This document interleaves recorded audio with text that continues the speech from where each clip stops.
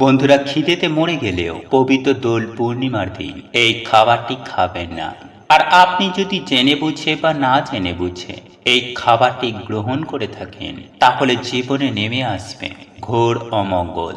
হ্যাঁ বন্ধু, চতুর্দিক থেকে দুঃখ, কষ্ট, জ্বালা যন্ত্রণা, বিপদ আপদ, রোগ ব্যাধি, এমনকি দারিদ্রতা আপনাদেরকে আষ্টে পিষ্টে ঘিরে ধরবে। এক কথায় বলতে গেলে আপনারা রোগে ভুগবেন, জ্বলে মরবেন। বন্ধুরা, সনাতন ধর্ম অনুযায়ী খাবারকে অনেক গুরুত্ব দেওয়া হয়েছে। আর আমাদের জীবনে সুস্থ থাকতে, আয় উন্নতি করতে, সুখে শান্তিতে থাকতে এই খাবারের অনেক ভূমিকা রয়েছে। কারণ এই খাবার নির্ধারণ করে আমাদের জীবন কতটা ভালো কাটবে, আমরা কতটা সুস্থ থাকব। ঠিক তেমনই এর পাশাপাশি নির্ভর করে আমরা দৈনন্দিন চলাফেরার মধ্যে না জেনে এমন কিছু ভুল করে ফেলি, যা অনেকাংশেই আমাদের জীবনকে একেবারে অতিষ্ঠময় করে দেয়। অনেক হাজারো চেষ্টার পরেও এর আসল কারণ আমরা বুঝে উঠতে পারি না, বিশেষ করে এই খাবার গ্রহণের ক্ষেত্রে। হ্যাঁ বন্ধুরা, আপনার একেবারে ঠিকই। বন্ধুরা, শাস্ত্র মতে এমনটাই মনে করা হয় যে বিশেষ বিশেষ দিনে এমন কিছু কিছু বিশেষ খাবার রয়েছে যেগুলি আমাদের খাওয়া একেবারে অনুচিত। আর আমরা যদি জেনে বুঝে বা না জেনে বুঝে সেই সমস্ত খাবার গ্রহণ করে থাকি, তাহলে আমাদেরই জীবনে নেমে আসবে চরম দারিদ্রতা ও অর্থ সংকট। হ্যাঁ বন্ধুরা, আপনারা একেবারে ঠিকই শুনছেন। এক কথায় বললেন, রোগে ভুগবেন, জ্বলে মরবেন। কারণ আপনারা প্রত্যেকেই জানি যে মা লক্ষ্মী অত্যন্ত চঞ্চলা। তাই এই পবিত্র দোল পূর্ণিমার দিন এমন কিছু কাজ করবেন না যাতে মা লক্ষ্মী আপনার ওপর রুষ্ট হয়ে আপনার গৃহ ত্যাগ করেন। আর শাস্ত্র মতে এমনটাই উল্লেখ করা আছে যে বিশেষ করে খেতে বসার সময় খেয়াল রাখতে হবে যে আপনি কোন দিকে মুখ করে খেতে বসছেন। কারণ শাস্ত্র মতে এটাও মনে করা হয় এক দিকে মুখ করে খেতে বসলে তার ফল এক রকমের হয়। তাই সুপ্রিয় দর্শক বন্ধুরা, তাই আজ আমরা এই ভিডিওটির মাধ্যমে যে এই পবিত্র দোল পূর্ণিমার দিন আপনারা কোন খাবারটি খাবেন না এবং আপনারা যখন খেতে বসবেন কোন দিকে মুখ করে খেতে বসবেন, তাই এই প্রসঙ্গে বিস্তারিত জানার আগে আপনাদের বলে রাখি, আপনি যদি আমাদের এই চ্যানেলে নতুন হয়ে থাকেন তাহলে চ্যানেলটি অবশ্যই সাবস্ক্রাইব করুন এবং পাশে থাকা নোটিফিকেশন বেল আইকনটি ক্লিক করুন। কারণ আমি বিভিন্ন প্রকার তন্ত্র মন্ত্র, বশীকরণ, টোটকা, বাস্তু টিপস, জ্যোতিষশাস্ত্র, পুজো আরাধনা এবং ব্ল্যাক ম্যাজিক করা নিয়ে নিত্য নতুন ভিডিও আপলোড করে থাকি, যা প্রয়োগ করার মাধ্যমে আপনার জীবনে থাকা সকল প্রকার সমস্যার সমাধান হয়ে যাবে। চলুন এইবার মূল আলোচনায় প্রবেশ করা যাক। তবে মূল আলোচনায় প্রবেশ করার আগে আপনারা যদি স্বয়ং পরমেশ্বর ভগবান শ্রীকৃষ্ণকে ভালোবেসে থাকেন, আপনারা যদি চান মা লক্ষ্মীর আশীর্বাদ কিংবা আপনাদের ওপরে থাকুক, তাহলে জয় শ্রীকৃষ্ণের জয়, জয় মা লক্ষ্মীর জয় লিখে কমেন্ট অবশ্যই করবেন। দেখবেন এর ফলে মা লক্ষ্মী এবং পরমেশ্বর ভগবান শ্রী হরির আশীর্বাদ কিংবা আপনাদের সঙ্গের সাথে থাকবে। বন্ধুরা, পূর্ণিমা ব্রত সাধারণত 12 ঘন্টার হয়, সূর্যোদয় থেকে চন্দ্র উদয় পর্যন্ত। সকালবেলা ব্রহ্ম মুহূর্তে ঘুম থেকে উঠতে হয়, অর্থাৎ সূর্য উদয় হবার 1.5 ঘন্টা আগে।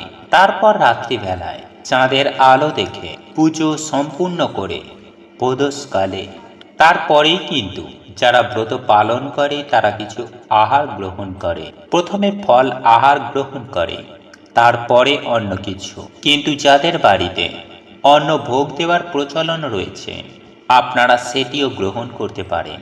বন্ধুরা, পূর্ণিমা ব্রত নির্জলা উপোস করার নিয়ম, কিন্তু সকলের পক্ষে জল না খেয়ে নির্জলা উপোস পালন করা সম্ভব হয় না। অনেকের অনেক রকম সমস্যা থাকে, তাই পূর্ণিমা ব্রততে নির্জলা উপবাস করতে না পারলে আপনি সামান্য পরিমাণে ফলের রস, জল, দুধ এবং ফল আপনারা নিশ্চিন্তে খেতে পারেন। এই পবিত্রতম দিনে সামুদ্রিক লবণ খাওয়া পরিহার করতে বলা হয়। এই সামুদ্রিক লবণের পরিবর্তে আপনি সৈন্ধব লবণ গ্রহণ করতে পারেন। কিন্তু আমরা প্রতিদিন খাবারে যে লবণ ব্যবহার করি সেই লবণের পরিবর্তে সৈন্ধব লবণ। বন্ধুরা, পূর্ণিমার উপোস করলে ঘরে সুখ, শান্তি, সমৃদ্ধি আসে, দারিদ্রতা দূর হয়। মা লক্ষ্মী এবং স্বয়ং পরমেশ্বর ভগবান শ্রীকৃষ্ণ অত্যন্ত প্রসন্ন হয়। বন্ধুরা, আপনাদের জন্ম ছকে যদি চন্দ্র এবং নবগ্রহের অশুভ প্রভাব থাকে তাহলে পূর্ণিমা ব্রত করলে সেটিও কেটে যায়। পূর্ণিমা ব্রত ঘরে সমৃদ্ধি, সুখ, শান্তিপূর্ণ দাম্পত্য জীবনের ইঙ্গিত দেয়। আর এই পবিত্র দোল পূর্ণিমার ব্রত হিন্দু ধর্মে বিশেষভাবে মাহাত্ম্য পেয়েছে। আপনারা যদি প্রদোষকালে পুজো করেন, প্রদোষকালে পুজো করার সময়ে কিন্তু আমরা প্রত্যেকটি পঞ্জিকাতেই পেয়ে যাই। এই প্রদোষকাল হল সব থেকে পূর্ণ সময় পুজো আরাধনা করার জন্য। এই সময়ে আপনারা অতি অবশ্যই পুজো আরাধনা করুন এবং একটি গাওয়া ঘিয়ের প্রদীপ অবশ্যই জ্বালাবেন, আপনি যে দেবদেবীরই পুজো করুন না কেন। আর এই দোল পূর্ণিমা তিথি চলাকালীন, অর্থাৎ যতক্ষণ পূর্ণিমা তিথি থাকবে ততক্ষণ পর্যন্ত এই প্রদীপ যেন জ্বলে, সেই দিকটি অতি অবশ্যই খেয়াল রাখবেন। এতে আপনার সংসারে পজিটিভ এনার্জিতে ভরপুর হয়ে উঠবে এবং নেগেটিভ এনার্জি দূর হবে।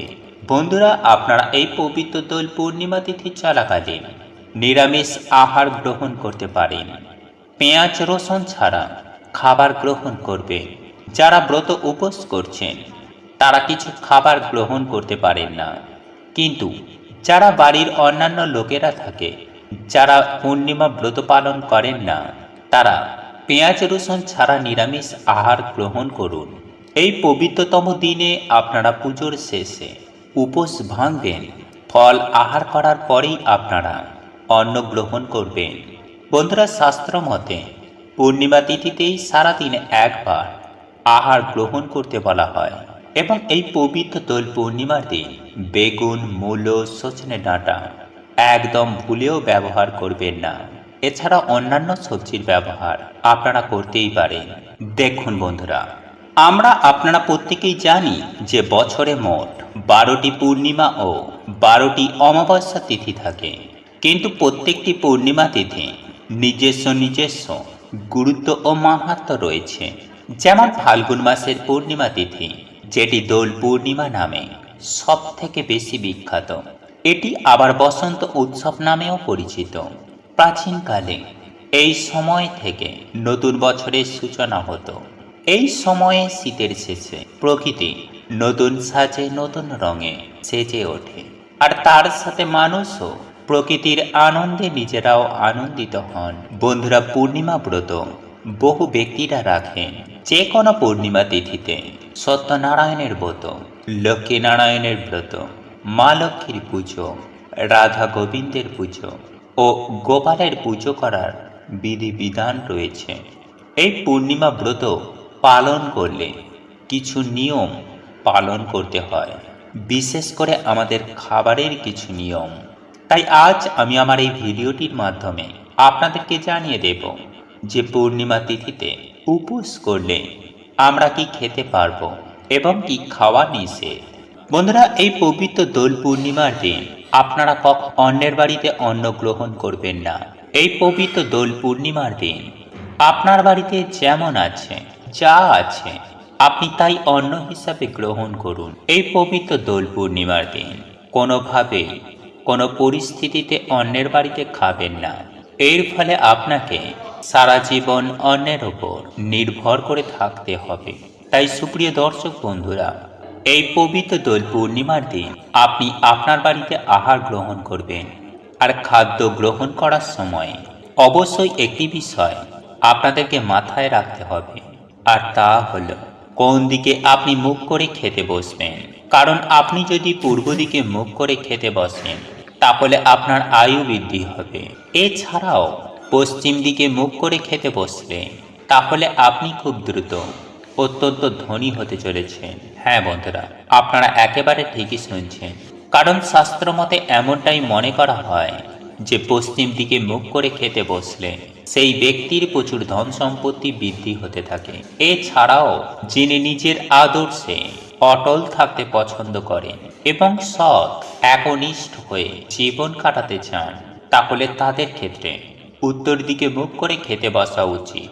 কিন্তু সন্তানের মা বাবাকে উত্তর দিকে মুখ করে খেতে বসতে নেই, এতে সন্তানের অমঙ্গল হয়। তাই আপনি যদি আপনার সন্তানের অমঙ্গল না চান, তাহলে ভুলেও উত্তর দিকে মুখ করে খেতে বসবেন না। এছাড়াও সব থেকে গুরুত্বপূর্ণ বিষয় হল এই দক্ষিণ দিক। যিনি অত্যন্ত জোশের অভিলাষী হন, তিনি অবশ্যই দক্ষিণ দিকে মুখ করে খাবার খেতে বসবেন। তবে এক্ষেত্রে একটি বিষয় অতি অবশ্যই মনে রাখবেন যে আপনার মা বাবা বেঁচে থাকাকালীন আপনি দক্ষিণ দিকে মুখ করে খেতে বসবেন না।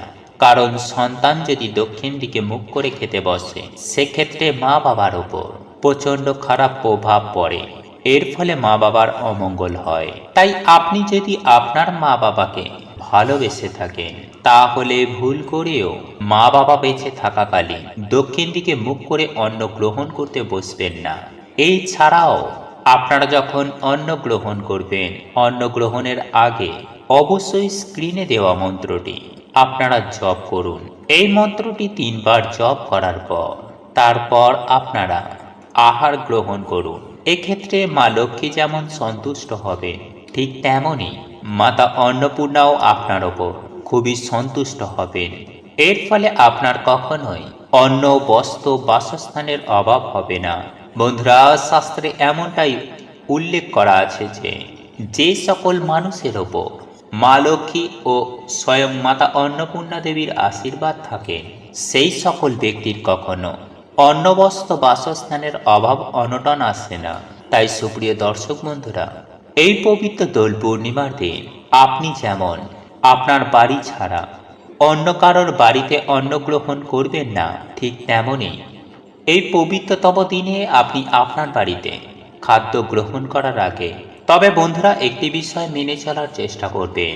এই পবিত্র দোল পূর্ণিমার দিন ভুলেও মদ্যপান করবেন না, কোনো নেশা ভাঙ করবেন না। শুধু তাই নয় বন্ধুরা, এই পবিত্রতম পূর্ণিমার দিন বাড়ির মধ্যে আমিষ রান্না ভুলেও করবেন না। মাছ, মাংস, পেঁয়াজ, রসুন থেকে নিজেদেরকে বিরত রাখবেন।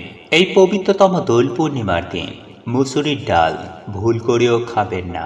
শুধু তাই নয় বন্ধুরা, আপনারা এই পবিত্রতম দিনে বেগুনকে পুড়িয়ে খাবেন না বা পোড়া জাতীয় কোনো খাবার খাবেন না। আপনারা যদি কোনো পোড়া জাতীয় খাবার এই পবিত্রতম দিনে খেয়ে থাকেন, আপনাদের যে কপাল পুড়বে সেটা নিশ্চিত।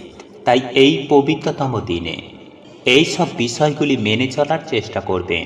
সব থেকে বড় কথা, এই পবিত্র দোল পূর্ণিমার দিনে ভুলেও সজনে ডাঁটা খাবেন না। হ্যাঁ বন্ধুরা, আপনারা একেবারে ঠিকই শুনেছেন। এই পবিত্রতম দিনে আপনারা যদি সজনে ডাঁটা গ্রহণ করে থাকেন, তাহলে আপনাদের জীবনে চতুর্দিক থেকে বিপদ আপদ, জ্বালা যন্ত্রণা, রোগ ব্যাধি ঘিরে ধরবে। আপনারা রোগে ভুগবেন, চলে মরবেন। তাই বন্ধুরা, এই বিষয়গুলি অতি অবশ্যই মেনে চলার চেষ্টা করবেন। এতে আপনার কল্যাণ, আপনার পরিবারের কল্যাণ